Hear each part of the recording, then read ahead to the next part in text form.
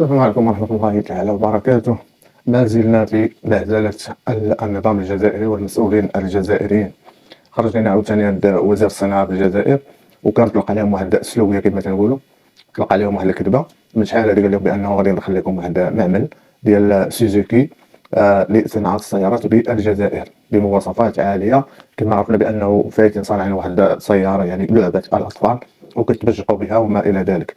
نشوف هذا وزير الصناعة الجزائري اللي قمعوا أو ربما باغتوا واحد الصحفي، نسى هذا وزير الصناعة نسى بأنه راه قال لهم راه غادي يجيب لكم مصنع، وسولوا هذاك الصحفي بعد مرور واحد شهرين ولا 3 شهور وفكروا، قال له من درا هذاك المعمل فين وصلتوا به؟ الله يرحمك أرواح النار.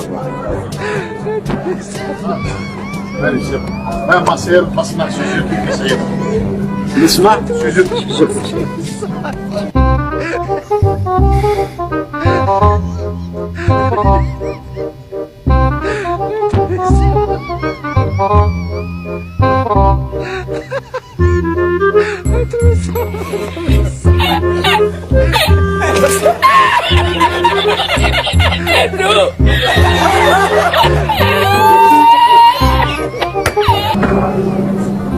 نجاوبك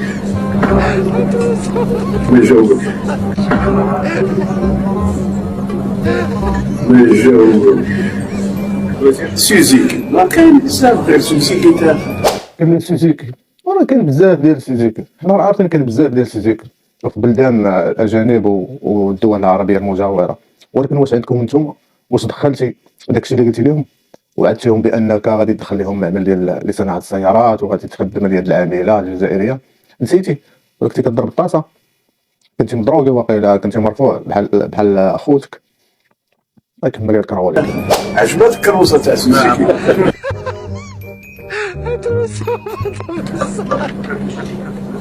نجاوبك نجاوبك نجاوبك. إذا متابعينا الكرام كما استمعتم كان هذا تصريح لوزير الصناعة في حظيرة وزير الصناعة في حظيرة الجزائر اللي طلق واحد السلوكية قبل مدة، طلقها بطبيعة الحال على المصبعيين والمستحمرين من الجزائريين، وقال لهم بأنه تعاقد مع شركة سوزوكي اليابانية لصناعة السيارات من أجل إقامة مصنع في حظيرة الجزائر. ونعم متابعينا الكرام ما زلنا مع الفضائح ديال مجال السيارات في حظيرة الجزائر، وآخرها كما شاهدنا الفضيحة ديال فيات 500 والسيارة الكهربائية اللي ما فيهاش الموتور وما فيهاش الفران. فهذا وزير الصناعة متابعينا الكرام قبل مده كما قلت طلق عليهم سلوكيه وقال لهم غادي نجيب لكم مصنع ديال سوزوكي وغادي دير مصنع في الجزائر، مصنع عالمي مواصفات عالميه وهذا الخرطه كامل. فمرت الايام ومرت الاسابيع ومرت الاشهر، وعلى ما يبدو ان وزير الصناعه حتى هو نسات ليه الكذبه، وحتى المصبعيين نساو هذه الكذبه ما بقاوش كيتكلموا عليها. حتى جا هذا الصحفي خلال هذا المؤتمر اللي دار يوم امس في حظيره الجزائر وسولوه وقال ليه ما هو مصير مصنع السوزوكي اللي وعدتينا به واللي كنتي كتقول غادي ديروا في حظيره الجزائر وانك تعاقدتي عليه وانه مصنع عالمي وما عرف شنو هذه الهضره كامله. شفتوا كيف كانت رده الفعل ديال وزير الصناعه في حظيره الجزائر. علاش قلت لكم حتى هو نسات الكذبه؟ لانه رده الفعل ديالو تبين وتؤكد على انه ارتبك وبدا كيفكر شنو كذبه من بين الاكاذيب المتعدده اللي قالها وتكلم عليها على هذه القضيه ديال سوزوكي. في اخر المطاف قال ليه ما غاديش نجاوبك. وبلا ما تستغربوا هذه راه ماشي مناسبه او لا شي نجم ولا نجم دخلوا كيتجمعوا باغي يتصوروا معاه ولا يعني حفل زفاف.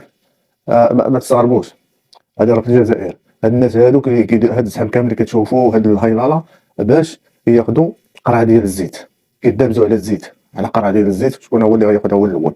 شو عباد الله شنو دايرين لهم هنايا في الدوله؟ عباد الله 2024 عباد الله مازال فيها هاد الشيء، التدافع على قرعه ديال الزيت وكتبجحوا علينا حنا وعباد الله. كما كنعرفوا بانه بلاد غنيه، بلاد على الغاز والبترول، عباد الله مازال الشعب ديالها كيدير بحال هادشي. والله الا مصيبه.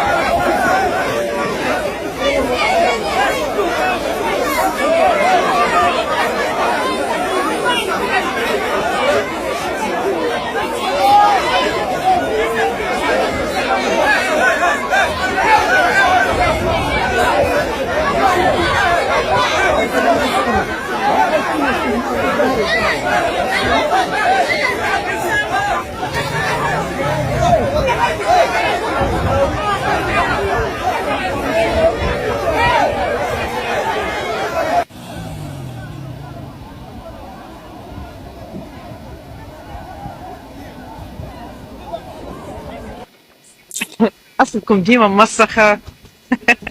ما كذبش اللي قال لك ما بين القيروان والقرويون حديقة حيوان. واحد التونسيه كما كتبقى علينا هنا ديما حنا مع تونس، تبون حنا مع تونس والشعب التونسي. شوف الشعب التونسي، واحد التونسيه وصلت لك الجزائريين عطاتهم داكشي اللي كيستحقوا. انا تنقول بعض، ما تنقولش، ما كنعممش، ما تنقول الجزائريين راه عارف المقصود، ما تنعممش. شوف هاد المواطنه التونسيه وعطاتهم العصير، كاين العصا، عطاتهم داكشي اللي كيدوروا عليه صحاب السوشيال ميديا ودوك الطباله والغياطه. شوف معايا الحيوان جست نصيحة فقط، نقصوا شوية يا النقوشة يا الطحانة يا الخماج من شرب حرابش منع الحمل. اوكي، وجيب لي احكي لي على تاريخ الجزائر. هاتش عندك بالنسبة لتونس أقدم منكم وأحسن منكم ومثقف عليكم بناسها وبرجالها. انتوما الجواعة اللي يحكي بالفلوس كان الجيعان اللي جواعكم التبون.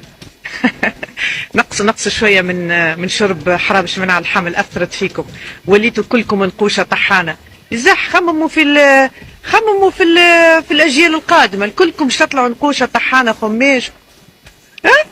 اسبوا توا فيديو، هذا الفيديو بين انا والمغرب العزيز على قلبي. انت ايش خاصك؟ شو مدخلك؟ انا باش نحب ولا باش نحترم ناس ممسخه كيفكم. دابا كيهاجموها هذه من السوشيال ميديا وكيهاجموها. علاش؟ لانها كتهضر على المغرب زوين، يعني اي واحد كيهضر على المغرب كيهاجموه. قلت له شنو دخلك انا المغرب الحبيب؟ شنو دخلك؟ تسوقك نهضر كيف ما بغيت باش تعرف فين وصلت بهم الحقاره. يعني اي واحد فين ما كنتي في العالم تهضر على انفو، تهضر على المغرب بشي كلمه زوينه غادي يهاجموك. كيفكم هكا سلفتوا علاقات خاصه بينكم بين تبون ورئيسنا العزيز الغالي، علاقات جيت تحل في جلختك يا طحان. اسال عزيزك اللي طيشتوا له الجمجمه نتاعو في فرنسا وهنتوهم وما روحتوش بيهم. راكم تحكيوا برواحكم شواكير افريقيا ومطيشين الجماجم نتاعكم في فرنسا كيكه تاع الشهداء. اخي تعليق جاي لهنا تطحن عليا يا ميبون يا اللي ماكش راجل. كيف انا اروح بالجماجم نتاعكم ووليو رجال؟ تي نعرف نقوش، نعرفوا تشربوا في حرابش منع الحمل، نعرف اللي عندكم ماكله كلها مه وسخ واباحيات. شو اسمها؟ سكران طايح من الدروج، كحلوش وقلبه ابيض، بوسوا ما تمسوش. نعم الله عليكم وعلى الحضاره نتاعكم. انت ما عندكم شيء. شبيك رخيص، شبيك ذليل. تو انت يا عبد دخلت البروفيل نتاعك لقيتك كي القحبه حاشا من اسمك. شبيك ما كيقولوا توانسه، شبيك رخيص، شبيك دليل كحلوش، شبيك يا كحلوش؟ بارك عليكم ونشرب الفاني منع الحمل. شبيك توانسه كيفاش كيهضروا معاكم؟ حاشا من اسمك. انت منظر تبرس العزيز يقول له تونس شكون؟ يا حسره قلت اللي مدينا لكم القشابيات قبل كالذليل، دخلتوا لتونس لاجئين ودخلتوا لتونس مدينا لكم الخير والبركه.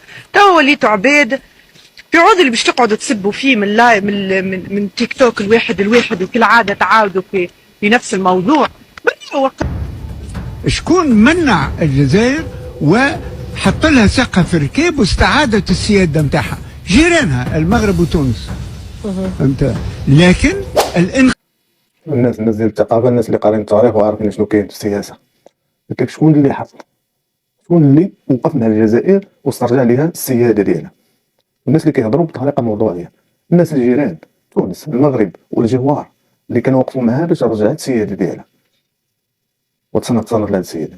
الانقلاب نتاع الجزائر على تونس وعلى المغرب اللي احنا افتكوا منا مئات الكيلومترات من الصحراء، فهمت؟ اللي رضخ لها حبيب بورقيبه، حسن الثاني ما رضخش وحقه انه ما يرضخش.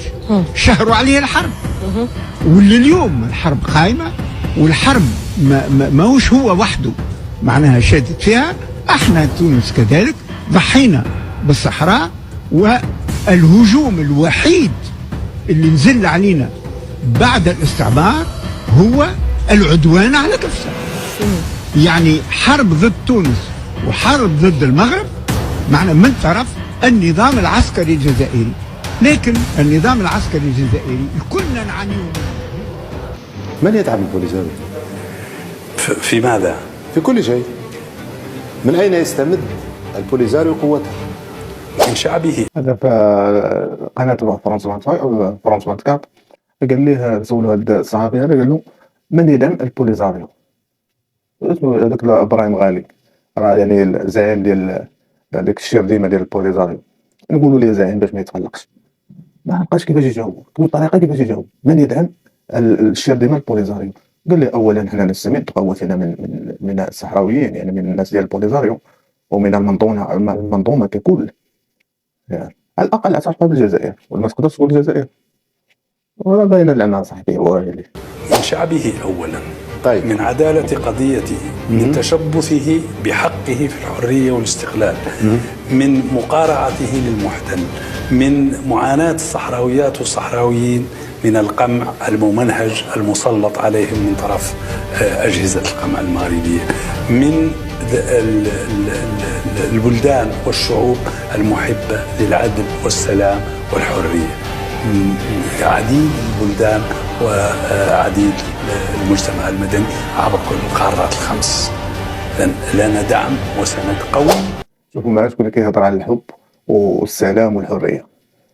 شوف اخر واحد، اخر قنفذ كما تنقولوا هنا، تعرفوا القنفذ هو هذا. شو كيدير قنفذ؟ اخر من يتبجق بالحب والسلام وحقوق الانسان هم انتم يا شاردمه القردة والخنازير. شوف عباد الله كيفاش عايشين هذاك راه سجن واحد البلاصه بحال قلتي معزوله وضربتي بها السياج وكتعذب فيها عباد الله. وقال لك الحريه، يعني الا مشيتي للبوليزاريو راه زعما ناطحه السحاب و يعني الحدائق الحيوانات ومنتزهات ودي راس طار راه كلشي كيعرفكم شنو كتسووا. وكمل قوي من الشعوب، من بعض الدول، من بعض الاحزاب، ومن المجتمع المدني. كيف تنظر؟ نسجل إلى غاية 30 نوفمبر 2016 وجود 1237 طفل داخل مؤسسات الطفولة المحرومة من الأسرة، والتي تتشكل شبكتها من 53 مركز موزع عبر 41 ولاية. هاي النائبة البرلمانية في الجزائر يقول لك 1500 طفل يعني غير شرعي سنويا في الجزائر. 1500 طفل واكثر، هذا اللي حصاوه سنويا عباد الله غير شرعي. وتصنتوا هذه نائبه برلمانيه في الجزائر. هادشي نقول لكم من انتم، كنقولوا لكم البعض ما تنعموش من انتم. هاي بلسان نائبه جزائريه الاعترافات 1500 طفل سنويا غير شرعي.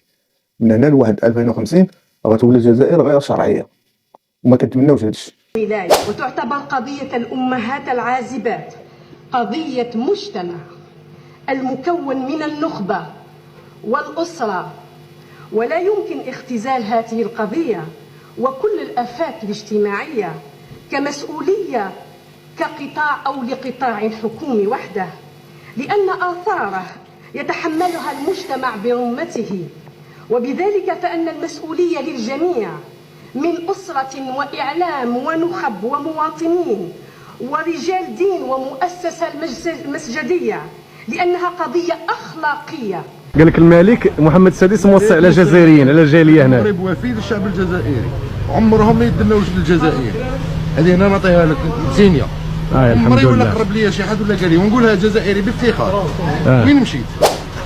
واحد الجزائري داخل المغرب مع المدام ديالو مع الاسره ديالو، سولوا واحد خاينه، سول اي جزائري، اي واحد ماشي اي جزائري، وكاع الناس ديال برا ديال الخارج خارج المغرب ما كاينش اللي كيخسر لهم خاطرهم. كاينه ثقافه مغربيه ما كاين لا ضغط لا والو. اي مواطن يعني جاي من دوله اخرى ودخل المغرب ينفوا يعرفوه راه ماشي مغربي وما كاينش اللي غايقول ليه شحال في الساعه، يدبر راسو شغلو هذا كلشي غادي يعاملو مزيان. هذا هو المغرب اللي كنعرفو حنايا. وسمع الجزائر اش ما تيقول. الحمد لله اخي. اخونا الجزائري قلنا واحد القصه.